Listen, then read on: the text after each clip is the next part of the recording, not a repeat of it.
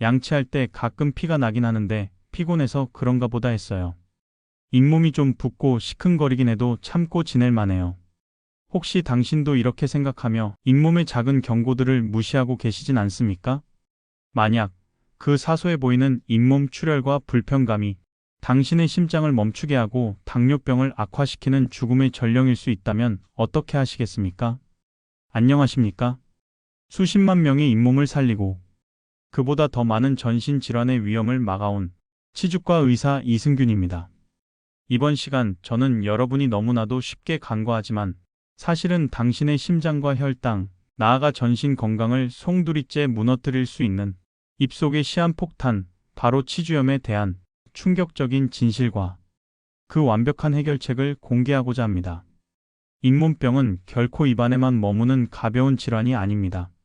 그것은 혈관을 타고 온몸으로 퍼져나가 심장병, 당뇨병, 심지어 치매와 류마티스 관절염까지 유발하거나 악화시킬 수 있는 만병에 숨겨진 뿌리입니다.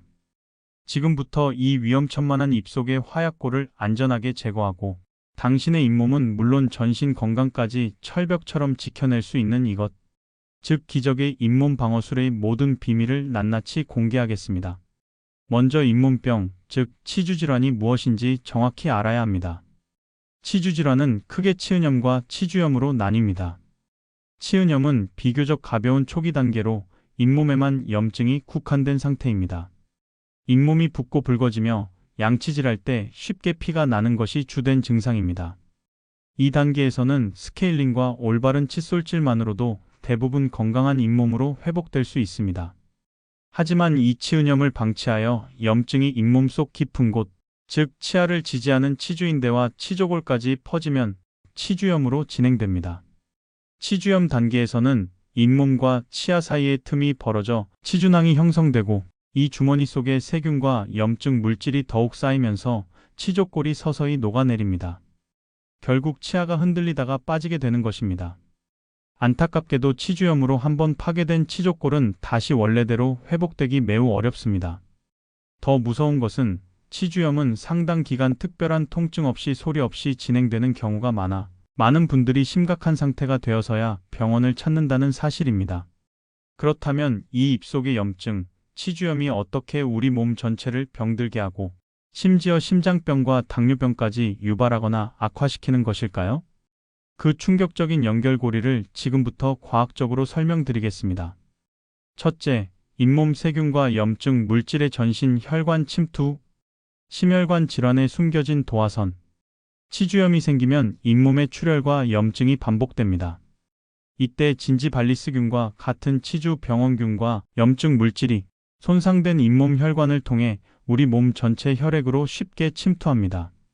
이렇게 혈액 속으로 들어간 세균과 염증 물질은 혈관 내벽에 상처와 염증을 일으키고 콜레스테롤 등과 엉겨붙어 혈관을 딱딱하고 좁게 만드는 동맥경화증을 유발하거나 악화시킵니다.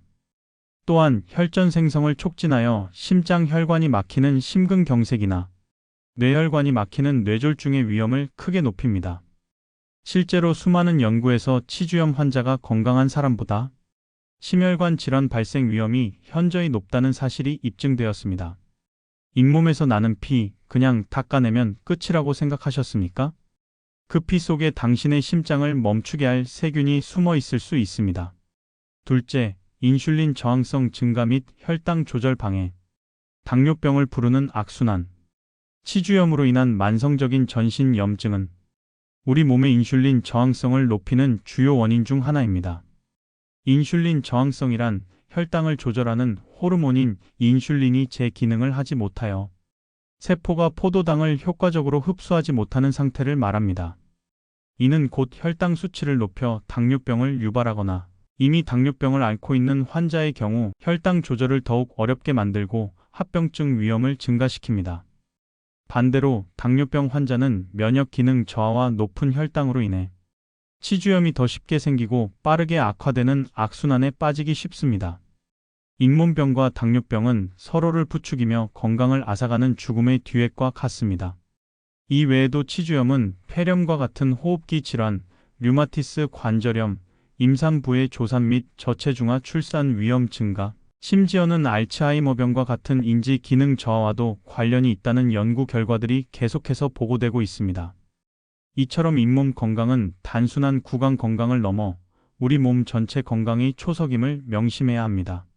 그렇다면 이 무서운 입속의 시한폭탄 치주염으로부터 우리의 소중한 잇몸과 전신 건강을 철벽처럼 지켜낼 수 있는 비법은 무엇일까요? 지금부터 제가 수많은 환자들의 잇몸을 살리고 전신 질환의 위험으로부터 구해낸 그 특급 비법, 이것을 지금부터 아낌없이 공개하겠습니다. 이것은 바로 단 하나의 특별한 약이나 시술이 아니라 매일 실천하는 올바르고 철저한 구강 위생 관리 시스템과 건강한 생활 습관의 완벽한 조합입니다. 지금부터 그 구체적인 방법들을 하나하나 알려드릴 테니 눈과 귀를 활짝 열고 집중해 주십시오. 잇몸 철벽 방어술 1단계. 신의 손길 칫솔질, 치태와의 전쟁을 선포하라. 모든 구강 관리의 기본이자 가장 중요한 것은 바로 올바른 칫솔질입니다. 칫솔모는 너무 뻣뻣하지 않은 부드러운 미세모를 선택하고 칫솔 머리는 자신의 어금니 2개 정도를 덮는 작은 크기가 좋습니다. 불소가 함유된 치약을 사용하고 잇몸 염증 완화 성분이 포함된 기능성 치약을 함께 사용하는 것도 좋습니다. 치약 양은 완두콩 크기면 충분합니다. 칫솔질 방법입니다. 칫솔모를 잇몸선에 45도 각도로 밀착시킵니다. 잇몸에서 치아 방향으로 부드럽게 쓸어내리거나 쓸어 올립니다. 치아와 잇몸 사이에 칫솔모를 넣고 가볍게 진동을 주듯 짧게 왕복 운동한 후 역시 치아 방향으로 쓸어냅니다. 치아의 바깥면, 안쪽면, 씹는 면 모두 꼼꼼하게 한 부위당 최소 5에서 10회 이상 반복합니다. 칫솔질 시간 및 빈도입니다. 최소 2-3분 이상 정성껏 닦고 하루 최소 2번, 가급적 식후 30분 이내에 닦는 것이 좋습니다. 특히 잠자기 전 칫솔질은 밤새 세균 번식을 막는데 매우 중요합니다. 칫솔질은 힘이 아니라 기술입니다. 잇몸과 치아 사이 세균 주머니를 부드럽게 청소한다는 느낌으로 꼼꼼히 닦으세요. 잇몸 철벽 방어술 2단계. 치실 사용은 선택이 아닌 생명줄. 칫솔질만으로는 치아 사이사이와 잇몸 아래 숨어있는 치태를 완벽하게 제거할 수 없습니다. 반드시 하루 최소 1회 이상 잠자기 전에 치실을 사용하여 치아 옆면을 깨끗하게 닦아내야 합니다. 치실을 약 40에서 50cm 길이로 잘라 양손 중지에 감고 엄지와 검지를 이용하여 2-3cm 정도만 팽팽하게 잡습니다. 치실을 치아 사이에 톱질하듯 부드럽게 넣습니다. 치아 옆면을 C자 형태로 감싸 안고 위아래로 3-4회 부드럽게 움직여 치태를 닦아냅니다. 이때 잇몸에 상처가 나지 않도록 주의합니다. 모든 치아 사이를 깨끗한 부분에 치실을 사용하여 반복합니다. 칫솔이 큰 길을 청소한다면 치실은 골목길 구석구석 숨은 적을 소탕하는 특수부대입니다. 잇몸 철벽 방어술 3단계. 치간 칫솔로 사각지대 완벽 공략. 치아 사이 공간이 넓거나 브릿지, 임플란트, 교정장치 등이 있는 경우에는 치실만으로는 부족할 수 있습니다. 이때는 자신의 치아 사이 공간에 맞는 적절한 크기의 치간 칫솔을 사용하여 치아 옆면과 잇몸 사이를 부드럽게 닦아내야 합니다. 치간 칫솔을 치아 사이에 넣고 앞뒤로 부드럽게 움직여 치태를 제거합니다. 너무 굵은 치간 칫솔을 억지로 사용하면 잇몸에 상처를 줄 수 있으므로 주의해야 합니다. 잇몸 철벽 방어술 4단계. 혀 클리너로 입냄새와 세균의 온상까지 박멸. 혀 표면의 울퉁불퉁한 돌기 사이에는 엄청난 수의 세균과 음식물 찌꺼기가 쌓여 설태를 형성합니다. 이는 입냄새의 주된 원인이자 전신 건강에도 해로운 세균의 온상입니다. 따라서 하루 1-2회 칫솔질 후 혀 클리너나 칫솔 뒷면의 혀 세정기를 이용하여 혀 안쪽에서 바깥쪽으로 부드럽게 3-4회 긁어내듯 닦아주십시오. 너무 세게 하거나 구역질이 날 정도로 깊숙이 넣는 것은 피해야 합니다. 잇몸 철벽 방어술 5단계. 정기적인 치과 방문은 선택이 아닌 의무. 아무리 열심히 양치질을 해도 치태가 완전히 제거되지 않고 시간이 지나면 딱딱한 치석으로 변합니다. 치석은 칫솔질만으로는 제거할 수 없으며 세균 번식에 좋은 환경을 제공하여 잇몸 염증을 악화시킵니다. 따라서 최소 6개월에서 1년에 한 번 잇몸 상태에 따라서는 3개월에 한 번씩 치과를 방문하여 전문가에게 스케일링을 받고 정기적인 구강 검진을 통해 잇몸 질환을 조기에 발견하고 관리하는 것이 매우 중요합니다. 치과 의사는 충치 치료만 하는 곳이 아닙니다. 당신의 잇몸과 전신 건강을 지키는 평생 주치의입니다. 잇몸 철벽 방어술 6단계. 잇몸을 살리는 건강한 생활 습관으로 무장하라. 올바른 구강 위생 관리와 함께 다음과 같은 생활 습관을 병행해야 진정한 잇몸 철벽 방어를 완성할 수 있습니다. 금연은 잇몸 건강의 제일 조건. 흡연은 잇몸 조직을 파괴하고 혈액순환을 방해하며 면역 기능을 떨어뜨려 치주염 발생 및 악화의 가장 강력한 위험 요인입니다. 지금 당장 담배를 끊으십시오. 설탕과 정제 탄수화물 섭취를 줄여라. 치태를 만드는 세균은 설탕을 가장 좋아합니다.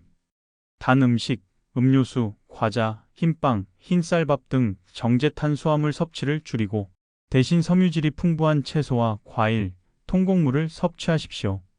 균형 잡힌 식단으로 면역력을 키워라. 비타민C, 비타민 D, 칼슘, 오메가3 지방산 등이 풍부한 음식을 골고루 섭취하여 전반적인 면역력을 높이고 잇몸 조직을 튼튼하게 만드십시오. 스트레스는 만병의 근원, 잇몸병도 예외는 아니다. 만성적인 스트레스는 면역 기능을 저하시켜 잇몸 염증을 악화시킬 수 있습니다. 충분한 수면과 휴식, 그리고 자신만의 스트레스 해소법을 찾아 실천하십시오. 이를 악무는 습관, 이갈이 등은 잇몸의 독. 이러한 습관은 치아와 잇몸에 과도한 힘을 가하여 치주 조직을 손상시킬 수 있습니다. 의식적으로 개선하려 노력하고 심한 경우 치과에서 스플린트 등의 도움을 받는 것을 고려해 보십시오. 이러한 건강한 생활 습관은 당신의 잇몸을 세균 없는 청정구역으로 만들어줄 것입니다. 기억하십시오. 진행된 치주염은 홈케어가 아니라 전문 치료와 평생 유지 관리가 필요한 질환입니다. 제 진료실에는 치주염 때문에 평생 고생할 줄 알았다가 적극적인 치료와 잇몸 철벽 방어술을 꾸준히 실천하고 건강을 되찾은 분들이 정말 많습니다. 한 60대 당뇨병 환자분은 심한 치주염으로 인해 혈당 조절이 매우 어려웠습니다. 하지만 6개월간 집중적인 치주 치료와 함께 철저한 구강 위생 관리를 병행한 결과 잇몸 건강이 회복되면서 혈당 수치까지 눈에 띄게 안정되는 놀라운 경험을 하셨습니다. 또 다른 50대 남성분은 만성 치주염으로 인해 늘 피곤하고 입냄새가 심했는데 스케일링과 잇몸 치료 후 올바른 칫솔질과 치실 사용을 생활화하면서부터는 주변 사람들에게 얼굴빛이 좋아졌다, 훨씬 건강해 보인다는 말을 듣는다며 기뻐하셨습니다. 이처럼 잇몸 건강은 단순한 구강 건강을 넘어 당신의 삶 전체를 바꿀 수 있는 힘을 가지고 있습니다.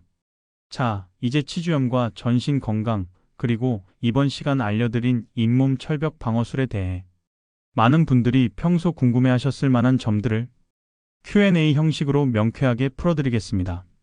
잇몸에서 피가 나는 건 그냥 피곤해서 그런 거 아닌가요? 꼭 치과에 가야 하나요? 매우 흔한 오해입니다. 물론 심한 피로나 스트레스가 일시적으로 잇몸 염증을 악화시킬 수는 있지만 건강한 잇몸에서는 피가 나지 않습니다.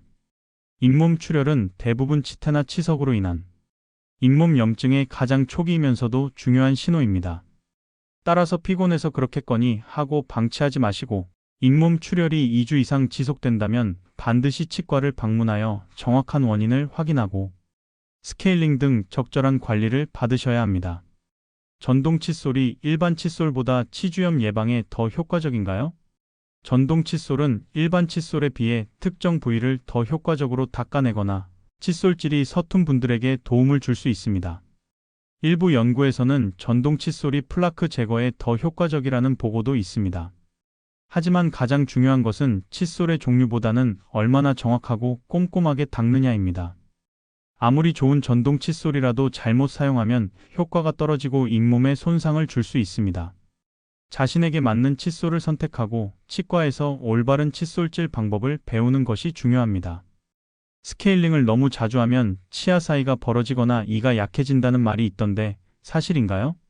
이것 또한 대표적인 오해 중 하나입니다. 스케일링은 치아 표면에 붙어있는 치석을 제거하는 치료입니다. 치석을 제거하면 그동안 치석 때문에 부어있던 잇몸이 가라앉으면서 일시적으로 치아 사이가 넓어 보이거나 이가 시린 느낌이 들 수 있지만 이는 결코 이가 약해지는 것이 아니라 오히려 건강한 잇몸으로 회복되는 과정입니다. 치석을 방치하는 것이야말로 잇몸뼈를 녹여 치아를 약하게 만드는 주범입니다. 정기적인 스케일링은 잇몸 건강 유지에 필수적입니다. 임플란트를 했는데 잇몸 관리는 어떻게 해야 하나요? 치주염이 생길 수도 있나요? 네, 임플란트 주위에도 자연 치아와 마찬가지로, 아니 어쩌면 더욱 철저한 잇몸 관리가 필요합니다. 임플란트 주위에 염증이 생기는 것을 임플란트 주위염이라고 하는데, 이는 자연 치아의 치주염보다 진행 속도가 빠르고 예후도 좋지 않은 경우가 많아 한번 발생하면 임플란트 실패의 주요 원인이 됩니다.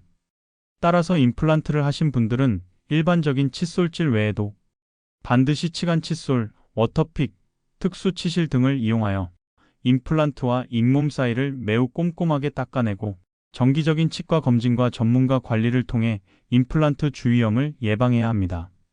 입냄새가 심한데 이것도 잇몸병 때문일 가능성이 큰가요? 네, 그렇습니다.